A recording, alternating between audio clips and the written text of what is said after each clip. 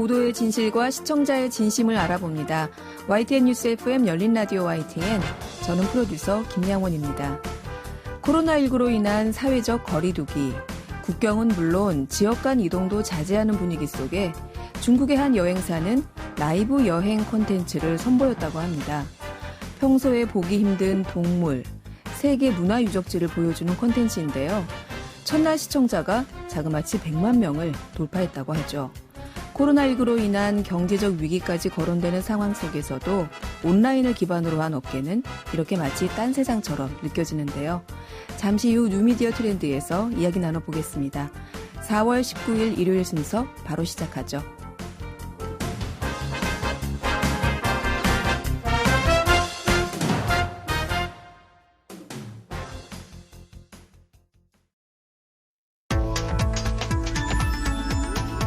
미디어가 전하는 이슈에 대한 다양한 분석과 팩트체크까지 바로 보고 뒤집어 보고 꼭꼭 씹어보기 위한 미디어 비평 프로그램 열린 라디오 YTN.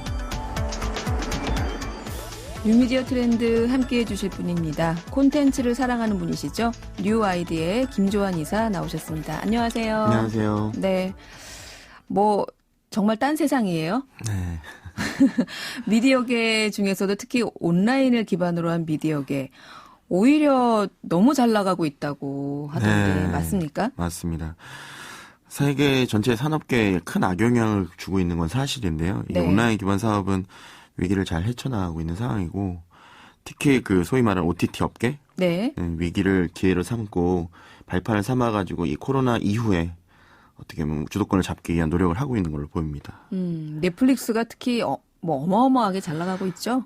네, 이게 아쉬운 부분이에요. 예전에 한참 떨어졌을 때 좀 사뒀어야 되는데 지금 주식이 440불까지 올랐어요. 네. 그게 지금까지 넷플릭스 역대 최고. 그러니까 지금 코로나를 떠나서 지금 창업 이래 가장 높은 주가를 기록하고 있고요. 야. 당연히 이제 디즈니를 뛰어넘는 주식 가치에서는 디즈니를 미디어 뛰어넘었어요. 업계에서 지금 가장 높은 야. 가치를 지니고 있다고 보시면 될 것 같습니다. 최근에 300달러 초반까지 떨어졌었거든요. 네. 처음에 그 팬데믹이 벌어지고 나서. 네. 근데 그 뉴욕 주식이 막 폭락할 맞습니다. 때. 네. 그 이후로 지금 50% 가까이 올랐다고 보시면 되고요. 네. 그래서 지금 440불. 네. 그렇군요. 갑자기 우리가 뉴미디어 트렌드 짚는 코너인데 주식 얘기로 죄송합니다. 네, 넷플릭스 주식 상승에 따른 배 아픈 얘기로 넘어갔었어요. 네. 자, 이렇게 어쨌든 집 밖을 못 나가잖아요. 네. 그리고 여행도 못 가고 앞서 제가 말씀드렸지만 이렇다 보니까 집안에서 할 수 있는 나 혼자서도 뭔가 즐길 수 있는 것들 그러다 보니 이런 콘텐츠에 눈을 돌리게 되는 게 아닌가 이런 생각이 드는데 네. 이 넷플릭스나 OTT 이 업계에서는 유치전이라고 하나요? 네. 시청자 유치전이 엄청나다면서요? 네. 지금 어떻게 보면 돈을 벌기보다는 아까도 말씀드렸지만 이제 코로나 이 환경이 집에 많이 있고 미디어를 평소보다 2시간 이상씩 더 시청을 하다 보니까 평소보다 2시간 이상을 더 본다. 네, 지금 야. 미국에서 지금 얘기 나오는 건 8시간 이상씩 보고 있다라고 얘기 나오고 있어요. 집에 있다 보니까 콘텐츠를 많이 볼 수밖에 하루 없잖아요. 종일 TV 보는 네. 거예요. 눈 뜨고는 8시간 정도는 콘텐츠를 보고 있기 때문에 경험을 만들어주기 위해서 노력들을 하고 있어요. 대표적인 예로 HBO들은 그 더 소프라노라든가 와이어 같은 인기 드라마를 4월 말까지 무료로 제공하겠다 얘기를 했고요. 무료로 제공하겠다. 네, 그러니까 지금 가입자를 유치한다는 것 자체가 유료 가입자를 하겠다는 것도 아니고 무료로 제공해주면서 우리 플랫폼들을 많이 써봐라. 네. 이런 경험을 만들어주면 사실 그 경험 때문이나 나중에 돈을 쓰게 되거든요. 그렇죠. 그리고 HBO 맥스 같은 경우는 좀 더 빠르게 프렌즈 예전에 넷플릭스에서 가져왔다 말씀을 드렸는데 네. 그다음에 애니메이션 사우스파크 같은 유명한 콘텐츠를 독점 상영하면서 이것도 무료로 제공하겠다는 얘기를 했고요. 네. 그리고 비지오는 TV 제조사인데 콘텐츠를 공급을 합니다. 그래서 스마트 캐스트 TV 스트리밍 채널에 30개를 무료로 제공하고 그다음에 이제 코로나 바이러스 관련된 콘텐츠를 배포하겠다 무료로. 그다음에 디스커버리도 양질의 과학 요리, 그다음에 다큐멘터리 콘텐츠를 친환경 콘텐츠를 무료 배포 계획을 하겠다. 네. 다 무료 얘기를 하고 있어요. 특히 슬링 TV도 이 가상 유료 방송 플랫폼 위로 온라인으로 라이브 방송을 볼 수 있는 서비스인데요. 네. 저녁 시간이 이제 미국으로 따지면 프라임 타임이에요. 네. 그래서 가장 시청률이 높을 때 우리 서비스에 신용카드 정보를 입력하지 않아도 무료로 볼 수 있겠다라는 얘기를 지금 하고 있습니다. 뭐 넷플릭스 같은 경우는 무료로 하진 않지만 네. 이제 극장에 상영하지 못하는 콘텐츠를 많이 확보하고 있어요. 네. 그래서 최근에 그 법적인 이슈도 있었던 그 사냥의 시간 같은 콘텐츠도 네. 극장 개봉이 아니고 바로 넷플릭스에서 캐나다의 코드 에잇이라는 영화도 최근에 넷플릭스 한국에도 공개가 됐는데 네. 그런 극장으로 직행하는 트렌드를 극장에서 OTT를 직행하는 트렌드에 좀 선도자로 가고 있다라고 보시면 될 것 같습니다.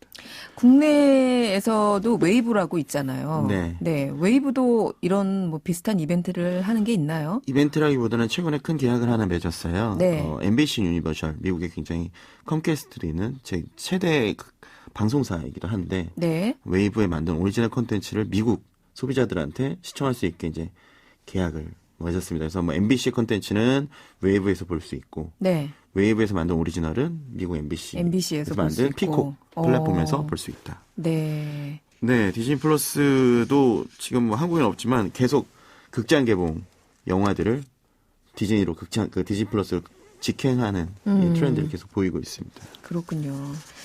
자, 이렇게 OTT 서비스들이 뭐 단순히 우리가 이 코로나19로 지금 전 세계가 힘든 와중에 뭐 돈을 벌려고 하는 거 아니다.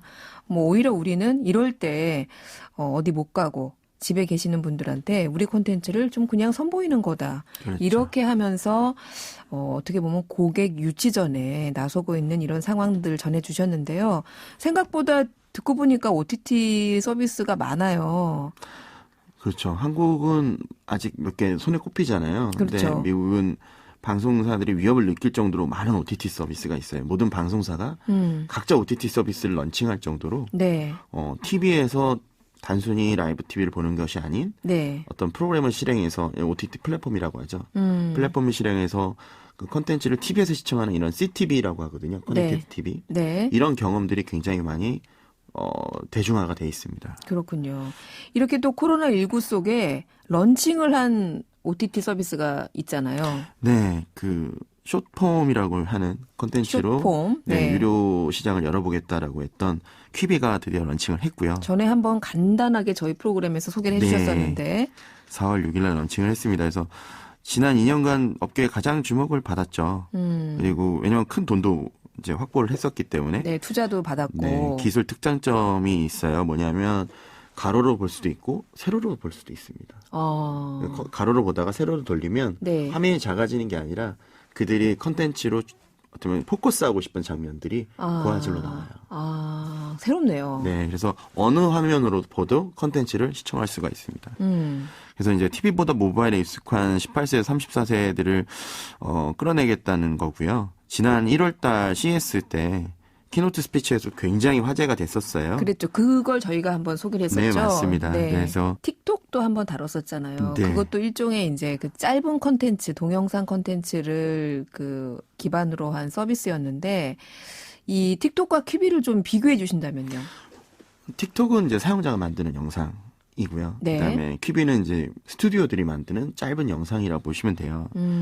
어떻게 보면은 유튜브 크리에이터들이 그냥 아마추어 크리에이터들이 내 영상을 올리던 거에서 지금은 이제 방송사들이 막 들어가서 전문화된 인력들이 유튜브에 영상들을 만들고 맞습니다. 있잖아요. 네. 그런 거랑 좀 비교될 수 있겠네요. 네, 그러니까 틱톡이 오히려 유튜브보다는 좀 더 날 것이라고 보시면 네. 유튜브 그다음에 이제 퀴비가 있다고 보시면 될 것 같아요. 음. 그래서 이게 뭐 단순히 짧게 만드는 게 아니라 영화나 TV에서 볼 만한 그 정도의 퀄리티의 영화나 TV를 네. 짧게 만들어서 네. 시청 경험을 좀 기존 시청 경험을 많이 바꾸겠다라는 거거든요.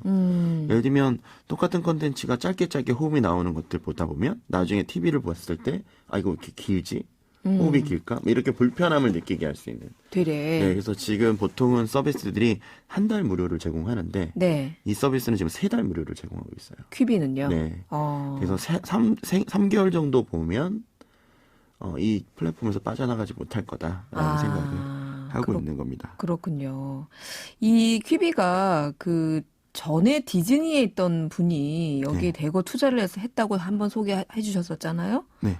네. 누구냐면 제프 카잔버거라는 분입니다. 네, 그리고 맞습니다. 맷 휘트먼이라는 예전 HP 그 PC 제조사로 되게 유명했죠. 휴렛패커드. 네, 휴렛패커드의 CEO가 만났어요. 네. 특히 제프 카잔버거는 전에 회사가 그 드림웍스입니다. 드림웍스를 6조 정도에 팔고 네. 지금 새로운 회사를 또 만든 거예요. 근데 네. 이분이 환갑이 넘었습니다. 참 근데도 새로운 걸 되게 계속하는 어떻게 보면 한국 미디어 시장에서는 되게 부러운 케이스인데요. 그러게요. 두 분 다 나이가 많이 있고 경험이 많지만 한국에선 설 자리가 없거든요. 그렇죠. 근데 이런 분들이 새로운 사업을 했을 때 2조 2천억 원이라는 펀딩을 모았다는 것 자체가 네. 되게 대단한 일이고요. 네. 그리고 벌써 175개의 자체 콘텐츠를 제작을 했고 TV형 콘텐츠를 큐비에 맞게 포맷하면서 새롭게 계속 유입을 하고 있다는 것도 대단한 것 같습니다. 와, 벌써 175개나 되는 콘텐츠를 만들어놨어요. 네. 이 짧은 콘텐츠들을. 되게 유명한 배우들이나 감독들이 대거 참여를 했습니다. 참, 글쎄요. 저는 아직 접해보진 못했는데 기대가 됩니다. 이따 라디오 끝나고 제가 한번 보여드릴게요. 알겠습니다. 네. 또 구글도 이런 퀴비처럼 숏폼 콘텐츠 서비스를 선보인다고요? 네. 선보였다고요? 네네네. 16일 날 유튜브는 그 유튜브 비디오 빌더라고 하는 네. 짧은 영상에 광고를 만들 수 있는 플랫폼을 런칭을 했고요. 광고를? 네네네. 네. 네이버도 이런 자기가 찍은 영상들을 이런 숏폼으로 만들 수 있는 모멘츠라는 서비스를 런칭을 했어요. 그럼 이건 일종의 툴이에요. 네, 툴입니다.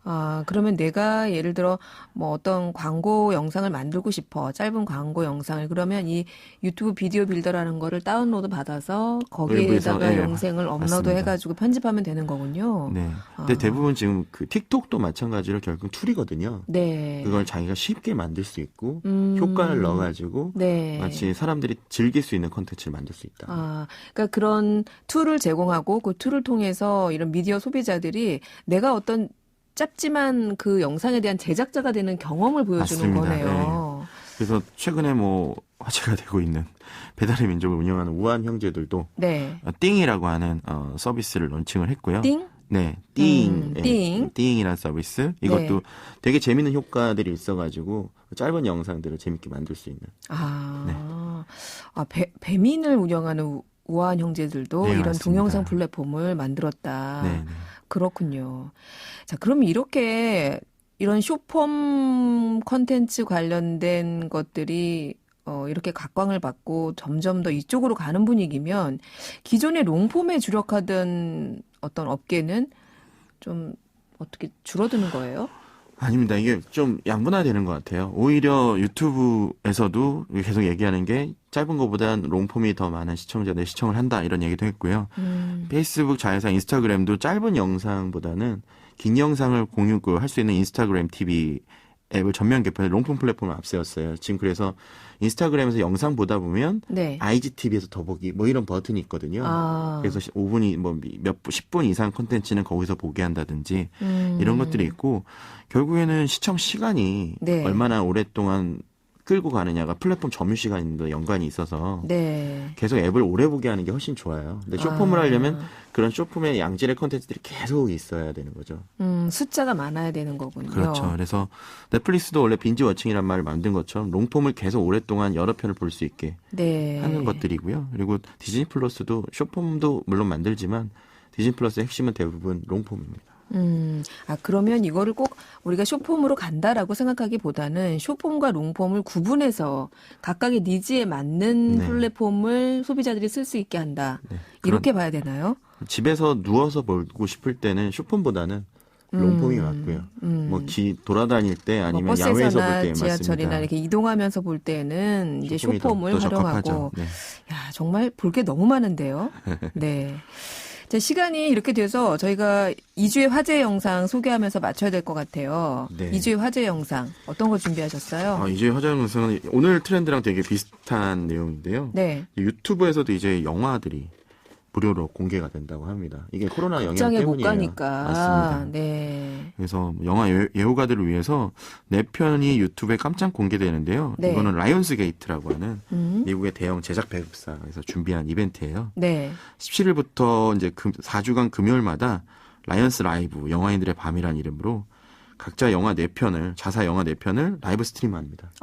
그래서 우리로 한국 시간으로 따지면 토요일 날 오전 7시부터 시작되는데요. 토요일 날 아침잠을 좀 설쳐야겠네요. 네, 매주 토요일 날 아침 7시에 네. 유튜브를 켜시면 17일 날은 헝거 게임 이미 이제 지났네요. 네. 그리고 이제 더티 댄싱이 24일 날 있고요. 그다음에 라라랜드가 5월 1일. 네. 그다음에 이제 존 윅이 5월 8일입니다. 이제 그래서 매주 토요일 날 오전 7시에 유튜브를 켜시면 네. 이런 영화들을 보실 수가 있습니다. 네. 이거는 왜 이런 서비스를 하는 걸까요? 일단은 뭐 무료로 튼다고 하더라도 수익이 발생하지 않는 건 아니고요. 광고가 붙나요? 네, 광고가 당연히 붙죠. 네. 광고가 붙고 그다음에 이제 어차피 극장을 개봉 못 하는데 제작 배급사는 어떤 것도 할 게 없어요. 그렇죠. 네, 그러다 보니까 계속 이런 이벤트를 하면서 시청자들이 어떤 콘텐츠를 더 좋아하고 그다음에 뭐 최근에 뭐 재개봉하는 것도 비슷한 네. 트렌드라고 볼 수 있는데요. 네. 좀 뭐 이런 것들 통해서 앞으로 어떻게 진행할 거고 그리고 라이언스 게이트가 계속 어떤 행보를 한다. 그래서 PR 효과도 굉장히 클 거라고 생각합니다. 글쎄요. 지난번에 코로나19로 우리 콘텐츠 업계에도 뉴 노멀이 자리 잡을 거다 이런 얘기를 해주셨는데 뭐 벌써 자리 잡은 것 같아요. 맞습니다. 왜냐하면 네. 앞으로 코로나가 끝난다 하더라도 네. 이런 트렌드가 갑자기 사라지진 않을 거고요. 그러게요. 네, 그래서 계속 영화를 돈 주고 판매하고 하던 트렌드에서 만약에 많이 시청자들이 있다고 하면 네. 이런 광고형으로 무료로 공개하는 트렌드도 계속 생길 거다라고 보시면 될 것 같습니다. 그래요. 참 제가 깜짝깜짝 놀랄 정도로 이렇게 어떻게든 이 상황에 적응하면서 오히려 앞서 나가는 미디어 업계. 오늘도 말씀 잘 들었습니다. 고맙습니다. 네, 감사합니다. 네, 지금까지 뉴 아이디의 김조한 이사였습니다.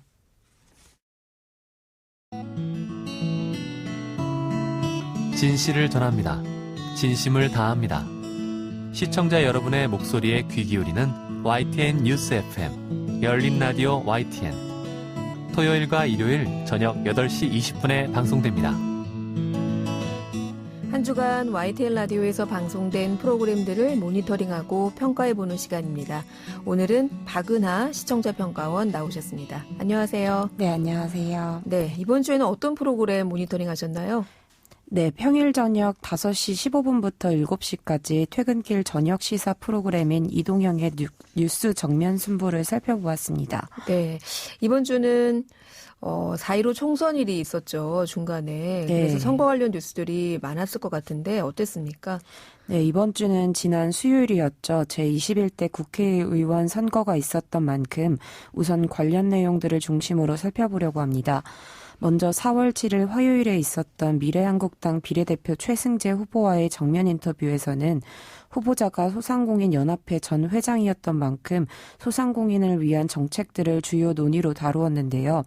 선거 이후 미래한국당과 미래통합당의 합당 여부, 미래통합당에 투표를 해야 하는 이유 등 당정 전체적인 것에 대해 묻는 부분과 후보가 소상공인을 대표해서 국회 활동을 하고자 하는 것인지에 대한 질문, 그리고 후보가 내놓은 정책에 대해 질문을 던지는 부분이 고르게 다루어지고 있어서 후보 개인의 정치 소견뿐만 아니라 당 전체의 생각까지 들을 수 있었던 인터뷰였던 것 같습니다. 하지만 그에 대해서 명쾌한 답변을 들을 수는 없어서 다소 아쉬웠던 부분이 있었는데요. 네, 어떤 부분이 아쉬우셨어요? 예를 들자면 이동형 진행자가 미래한국당을 뽑으면 소상공인이 더 나은 생활을 영위할 수 있느냐 하고 질문을 던졌었는데요.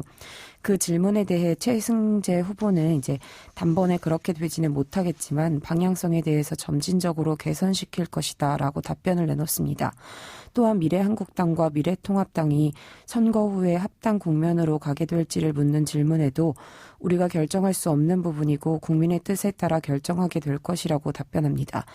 이렇게 대부분의 질문에 뭉뚱그린 답변으로 대답하는데요. 어찌 보면 민감한 사안에 대해서는 발언에 무게를 두고 일종의 우문현답을 했다고도 생각이 들지만 다수의 질문에 대해 이런 식으로 회피형 태도를 보인 것 같아서 아쉬웠던 인터뷰였던 것 같습니다. 때문에 정책에 대해 확신성도 드러나지 못했던 것 같고요. 근데 이분이 선대위원장도 아니었고요. 비례대표 후보로서 질문 자체가 조금 답하기가 어려운 질문을 던진 게 아니었나 저는 이런 생각도 드는데 다른 모니터링 내용은 어땠습니까? 네, 우선 이제 전반적으로 선거에 대한 이야기뿐만 아니라 다양한 이슈들을 다루려고 했던 점이 좋았던 것 같습니다. 채널A 기자와 이제 윤석열 검찰총장과 관련된 검찰과 언론의 상관관계, 그리고 이제 경기도 군산의 지자체 배달앱에 대한 이슈, 그리고 코로나19 관련 온라인 계약에 대한 한 고등학생의 인터뷰까지 이제 선거 관련 사안뿐만 아니라 그 밖의 이슈들도 다루고자 했던 부분이 긍정적으로 평가되었습니다. 하지만 이제 선거 관련 인터뷰들에서는 인터뷰의 선정이나 내용 측면에서 균형감 있게 진행되었다고 느끼지는 못했던 것 같습니다. 이제 다루어진 모든 인터뷰들이 핵심 여야당에만 이제 집중되어 있었기 때문에 다른 소수 정당들의 의견을 들어볼 수 없었던 점이 굉장히 아쉬웠습니다. 네, 이번 선거 결과가 이제 나왔죠. 네. 준연동형 비례대표제가 처음으로 반영된 선거였는데 그 결과는 거대 양당 구도가 더 심화됐다, 이런 평가가 나옵니다. 이에 앞서서 선거를 앞두고 이뤄진 방송 인터뷰에서도 이런 정책이나 다양성 배려 이런 것보다는 민주당, 통합당 이렇게 거대 양당에 좀 포커스가 맞춰져서 아이템이나 이슈가 이뤄진 게 아니었나 하는 생각이 좀 듭니다. 네, 이제 특히나 선거에 관한 부분에서는 이제 더욱 공정성과 균형감 있게 인터뷰를 구성해야 한다고 생각하는데 그 부분에 있어서 이제 말씀해 주신 것처럼 아쉬웠던 인터뷰였다고 보였습니다.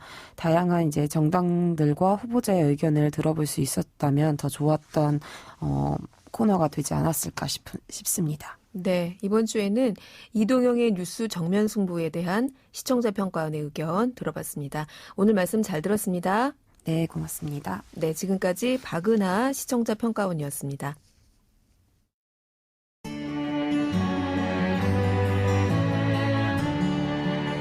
더불어 사는 세상, 함께 살아가기 위한 공동체의 가치와 나눔의 의미를 생각해봅니다. 열린 라디오 YTN.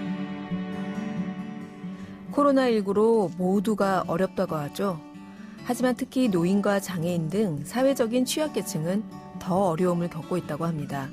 가뜩이나 어려운데 일자리까지 잃으면서 생계마저 위협받고 있다고 하는데요. 내일이 장애인의 날입니다.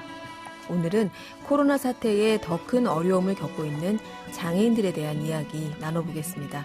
미랄복지재단 구딜본부의 한상욱 본부장 나와 계십니다. 안녕하세요, 본부장님. 안녕하세요. 반갑습니다. 네.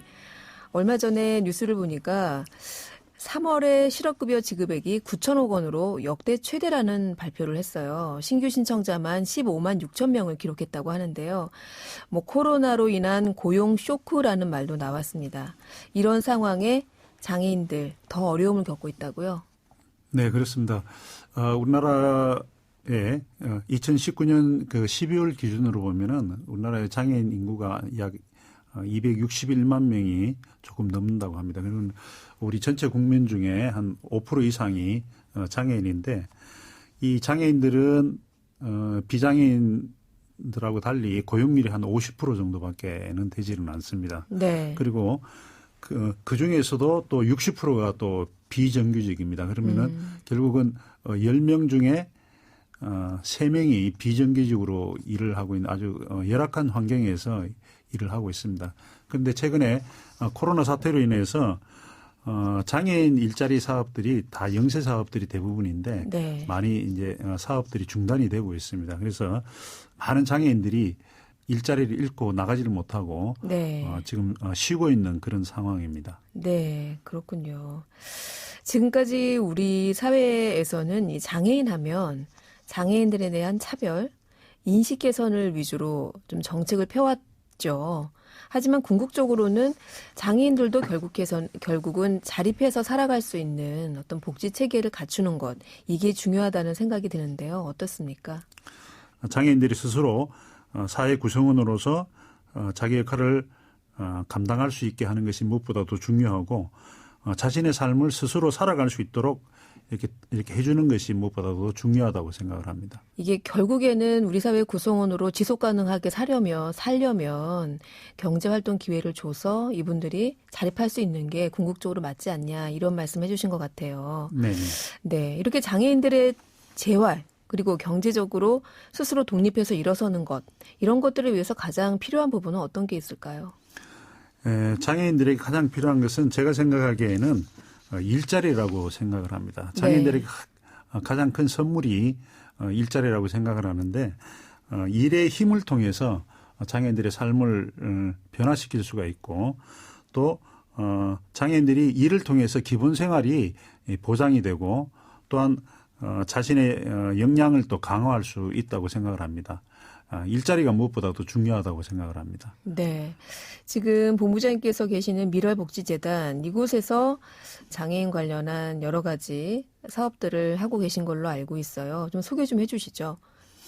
예, 우리 미랄복지재단은 특별히 장애인들과 노인들의 포커싱을 해서 활동을 하는 그런 재단인데 특별히 장애인 일자리에 대해서 굉장히 많은 관심을 갖고 있습니다.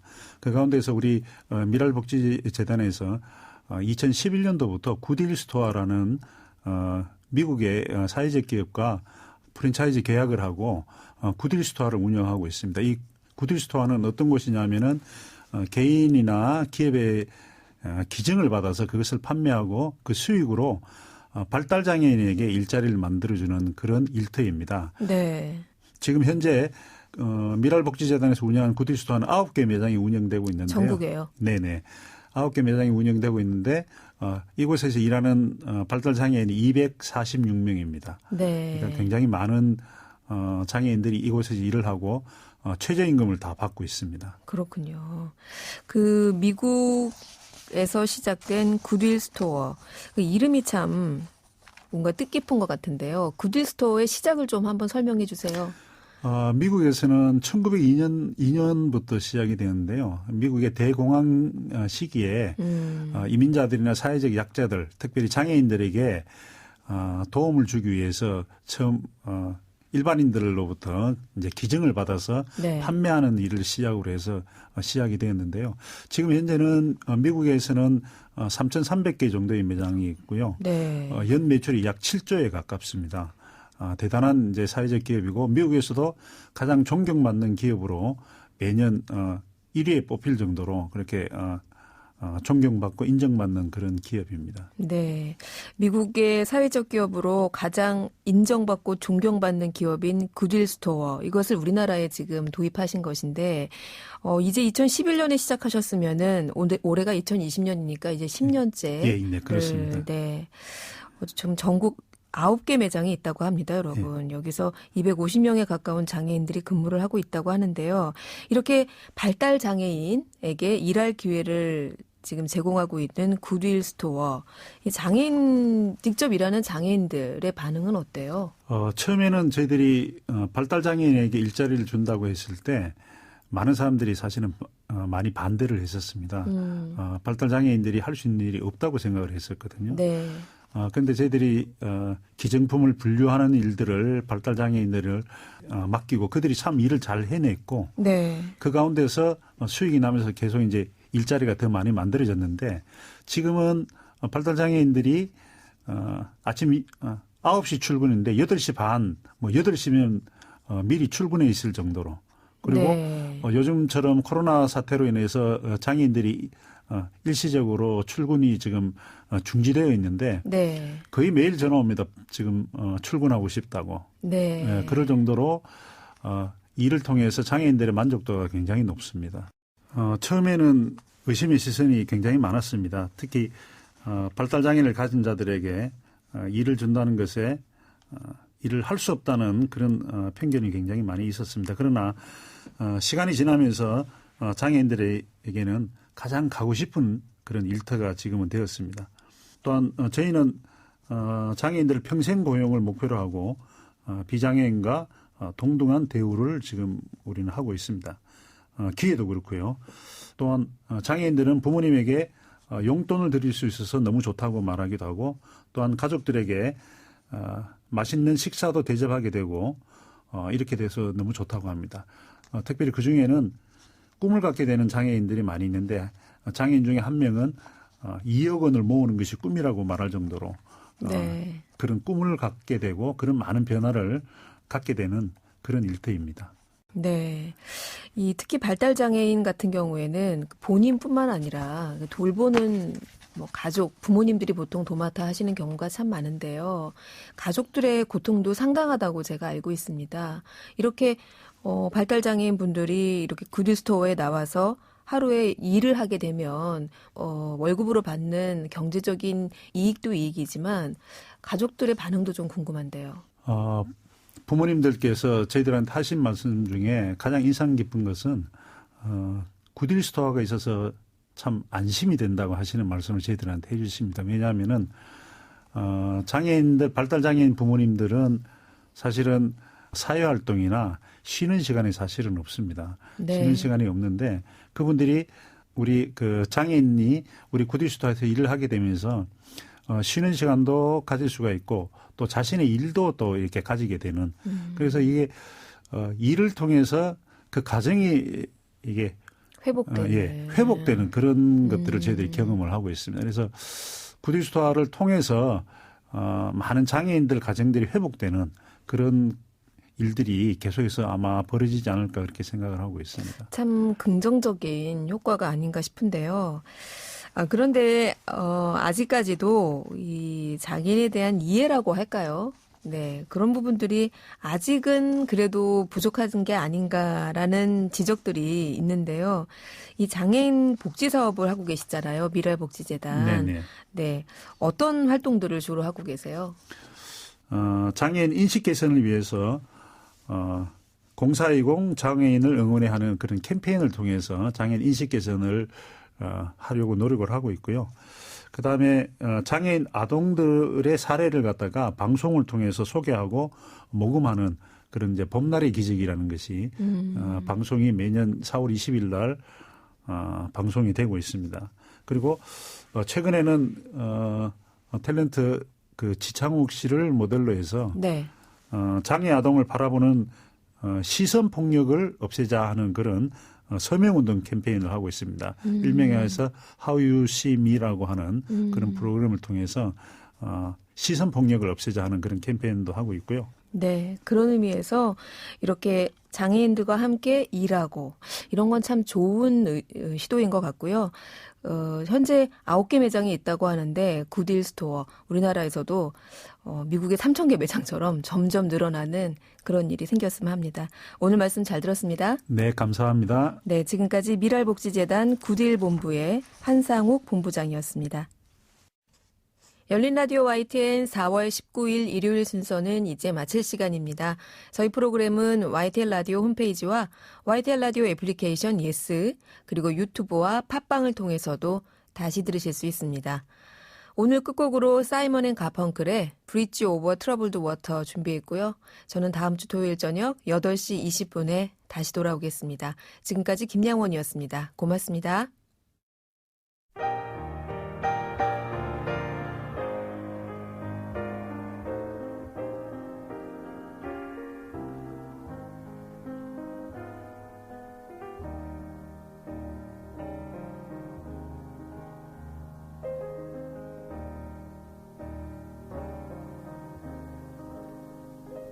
When you're weary,